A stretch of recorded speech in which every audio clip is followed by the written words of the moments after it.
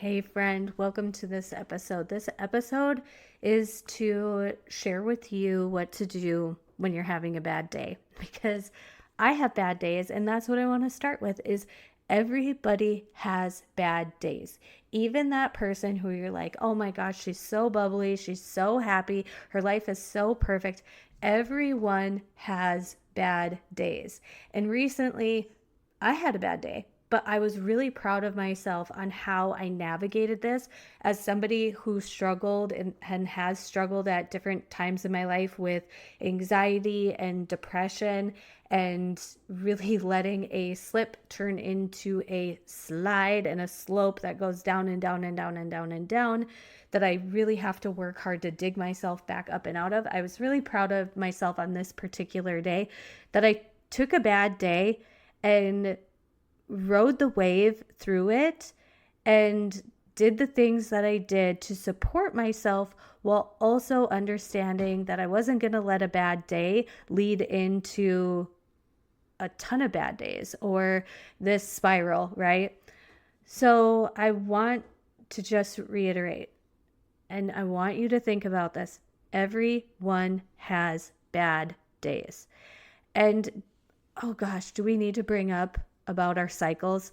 As women, we have hormone fluctuations. And you might think it is like woo woo to talk about this, but I really want you to understand when you have a better understanding of your biology. And if you have daughters, listen up. Listen, if you have a better understanding of our biology and how our hormones are fluctuating throughout our cycles, it's not that you have to change your life and what you do based on your hormones. It's having a better understanding. It's then being like, okay, I understand why I have low energy today. I understand why last week, man, I had rose-colored glasses on and I was feeling good. And that's because after our menstrual cycle, estrogen and testosterone, think of those two things. Estrogen and testosterone are on the rise. And those are the two feel-good hormones. After ovulation, so that's the middle of your cycle, so about 2 weeks after your last menstrual cycle, I'm not getting too scientific on the numbers. I want this to just be so clear and concise to you that after that, and before your next menstrual cycle, they drop. So it makes sense if we have a dip in testosterone and estrogen, we're not feeling necessarily optimal or not like we did before.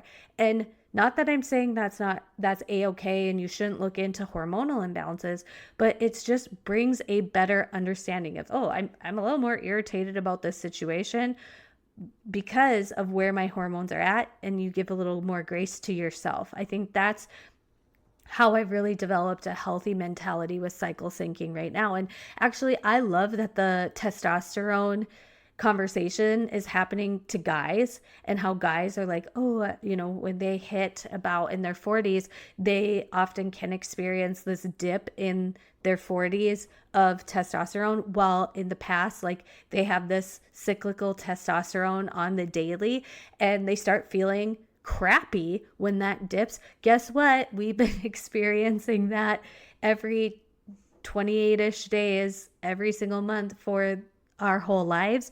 But instead of being like, oh, this sucks for us, being like, okay, I have a better understanding of my biology. So yes, sometimes I'm going to feel better and sometimes it's going to be harder to feel better. And that's really just what I want to reiterate. I didn't mean to go on that tangent. I didn't have that tangent in my notes at all. But everybody has bad days. And sometimes it can be due to just a natural dip in hormonal fluctuations. That wasn't the case for me on this day. So I'm going to tell you about it. I woke up and I was just having a bad day from the get-go. Number one, I decided to stay in bed instead of getting up and working out because I was feeling a little bit of something in my calf muscle. And I was like, oh, I don't want to push it. I don't really want to do anything. I don't feel like stretching. I didn't stretch the night prior to try to, and foam roll and try to ease that. So I didn't get up and I didn't work out. And I went through the regular rigmarole of getting the kids out the door, off to school. And I got back home and I saw my bed and I was like, I seriously just want to get in bed and cry today. I don't want to do anything. I just want to get under those covers and be a vegetable and rot and have a bad day. But on this day, it was our kids' track and field day at school. I was so tempted, you guys, to call my mom, call my husband, and say, "Oh, I'm not feeling well. You guys go without me and stay home." But I was like, "No." So I made my bed. I got myself ready. I went to the track and field day. I actually didn't tell my mom or my husband that I was having a bad day. I really just tried to remain neutral. The wonderful thing about surrounding yourself with people, and as an introvert, as somebody who likes to be home, as somebody who likes to go to bed early, I just have to say, getting out and into the world can be an antidote for when you're feeling kind of bleh. So we went to the track and field day. My mom was there, so we were chatting. We ended up standing by a group of my friends. And even though I wasn't too chatty or wasn't too talkative, just standing around everybody, standing next to my husband, made me feel so much better. Made me feel so much better.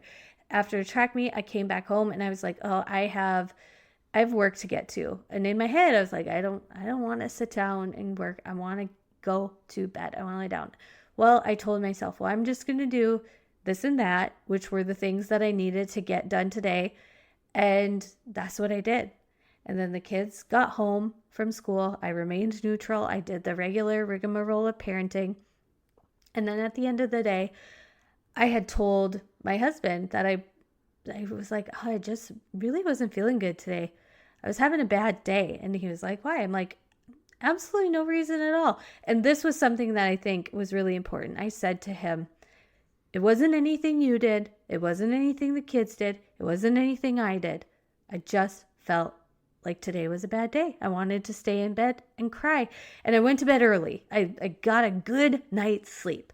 I actually made myself like a cup of, like, it's called Sleepy, made by Soul CBD. It's a hot cocoa drink that has melatonin in it. And I was like, I am going to take this to help me fall asleep, help me just get a really good night's sleep so tomorrow can be the next day.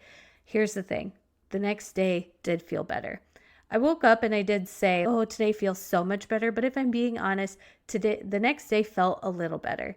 And I think that's where a lot of people get caught up, is like, if the next day doesn't feel ultimately better or way, way, way better, so, oh, here goes another bad day again. No, get up, go through the motions, try staying as centered as you can, and continue to surround yourself with the people that you love, right? And everybody has a bad day. But here's the thing. This is what I was proud of, is I didn't let a slip turn into a slide. I wasn't going to let one bad day make a lot of bad days. And while I remember a certain season of my life, the kids were pretty young, I think maybe 2 and 4, 3 and 5. And this is when I went into therapy for a while again. I was really thinking every day of my life was a bad day.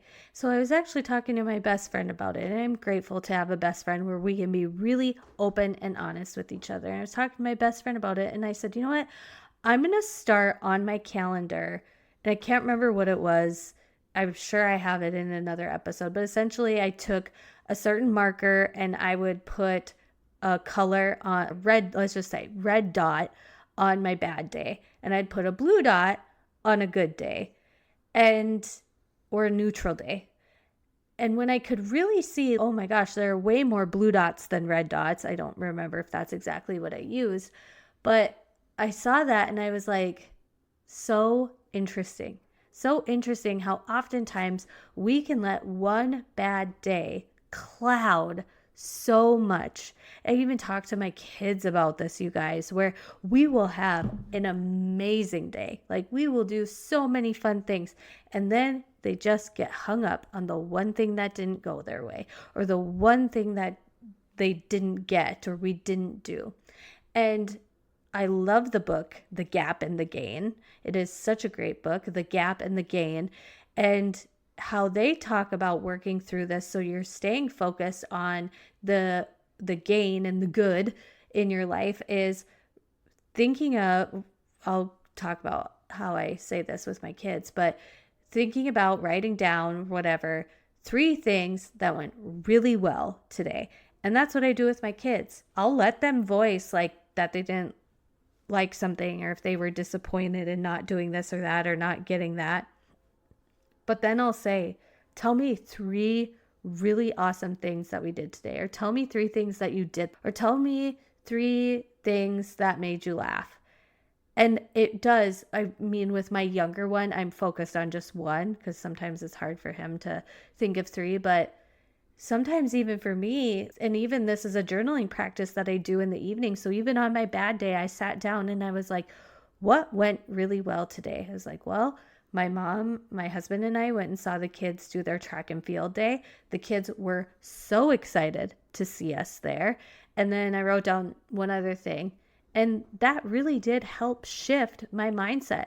So if you are somebody where you're like, I feel like I'm in this constant spiral of not seeing the good that is happening in my life, or I think that everything is going backwards, or I think that I would highly recommend the book, The Gap and the Gain.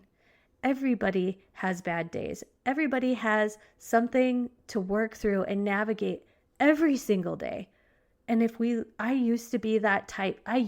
Before my mental toughness journey at the end of last summer, I was the type of person that if there was any sort of conflict or thing that went wrong, I would then stop and be at a halt and be at a pause, be at a freeze, instead of try to figure it out or persevere.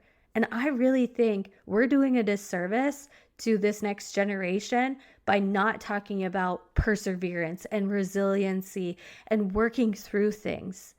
I really, really think like there is a fine line that we need to dance of understanding and acknowledging when we need to rest and when something is off, and not putting up with certain situations that are toxic and not appropriate, but also understanding perseverance and resiliency and following through and discipline and sticking to things. I really think, and not seeing everything as black and white. Oh, I never quit. I don't give up. Well, sometimes it's absolutely in your favor to stop doing something, right? And on the likewise, it can definitely bring a lot of great value and a lot of great lessons to lace up those tennis shoes and keep on going, right? So I hope that this was helpful. And this one really comes a lot from what I've learned and leaned on with stoicism and stoic philosophy, because prior to that, I was the person that let a little nick in the day completely knock me down. I used it as a way to be like, oh, well, this happened, so I couldn't focus on anything else. I couldn't move forward in any other way.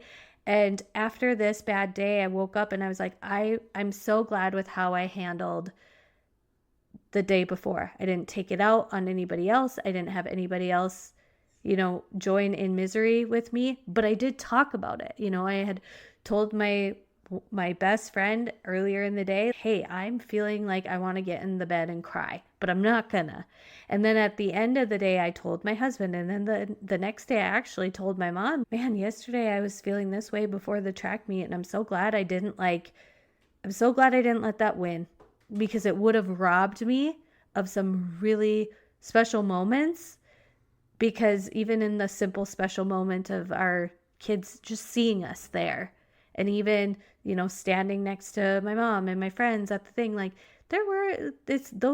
that's what life is all about, right? Those small things. So while I could blab more and get more on different scenarios that I've done this in my life, come on over to Instagram and talk to me about it. When you have a bad day, how does it typically go for you? If you have a bad day, what are you going to do differently? Or how do you need to navigate bad days differently? Because everybody's going to have them. There are going to be some in the future. There are going to be some in the past. There have been some in the past. So let's learn from those on how we can best navigate through them. Maybe you're somebody who has pushed and pushed and pushed and not paid attention to things. And now you're like, oh no, I really need to pay attention to this. I need to realize that here's the next tangent that I didn't mean to go on, but is this an event or is this a habit? That is one of the most powerful lenses I put on when I'm deciding something is this a habit or is this an event? Meaning, is this something that has been going on and on and on and on and on? Or is this something that is like kind of not an everyday occurrence? For me, I recognize that day of the track meet, I'm like, this is an event. I don't wake up feeling like this every single day. And for you, if this type of thing is a habit, I encourage you to reach out and get any kind of help that you need. While I'm all about the healthy practices of exercise and eating right and limiting alcohol, getting enough sleep, I'm also in the camp of I've used medications and therapy and tools like that in my life through certain times and seasons, and I've needed those things. And so if those are things that you need, my friend, do what you need to do for you, no matter if you're like, oh, this so-and-so person talks negative about SSRIs, so I'm not going to do that because they're going to think that I'm taking the easy way out. No, you do what is right for you. There have been times where medication has been a supportive tool in my life, and there's other times where I'm like, oh, I can navigate this without it. And you just have to know what is right for you and how to make a decision on that. I've either got or a podcast episode is coming out on making a tough decision. And if you're like, oh, starting therapy is your tough decision, go to that episode and listen to it. If you're like, oh, maybe do I need to look into medications or getting certain tests done, go make that decision for yourself, right? So I hope this episode was helpful, even with the handful of tangents that I went on. I appreciate you for being here. It truly means so much to me, and I'll talk to you next time. Bye.